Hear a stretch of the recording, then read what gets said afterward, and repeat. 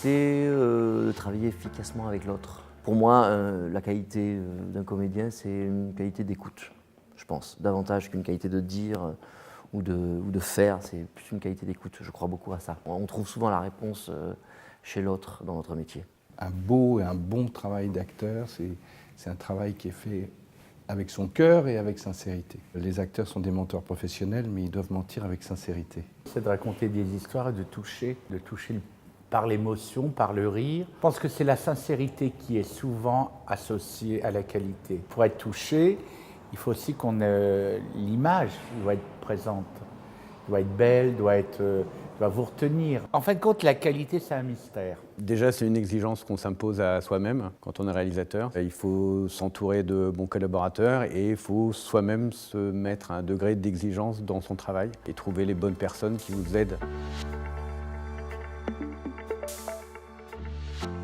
C'est une télévision qui prend le spectateur pour quelqu'un d'intelligent et pas pour un imbécile. C'est une télé qui respecte le téléspectateur et puis qui respecte l'intelligence du téléspectateur. Une télé qui ne mâche pas le travail, par exemple. Une télé qui considère que son temps de cerveau n'est pas disponible.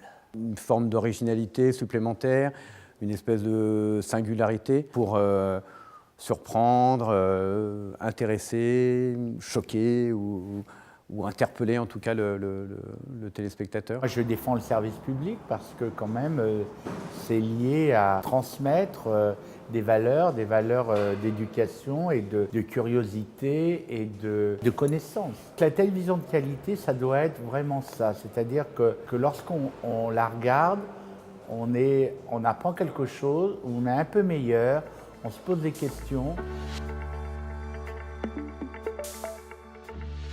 Je pense que 10%, c'est une série de qualité. C'est fait avec intelligence et c'est fait avec exigence, à tous les points de vue. Le sujet était tout à fait nouveau, n'avait jamais été traité. C'était Clapiche, puis Lola Doyon et Antoine Garceau qui ont réalisé les 3 premiers. Le fait qu'on ait affaire à des gens qui ont l'habitude du cinéma, il y a un autre œil, il y a une autre exigence en tout cas. Cédric Clapiche qui a donné la note. Sans lui, peut-être, ça n'aurait pas cette élégance de mise en scène. Il a su mettre une couleur, une lumière, un univers à cette série. Et ensuite, c'était aussi le fait de parler du métier avec des acteurs qui jouent leur propre rôle.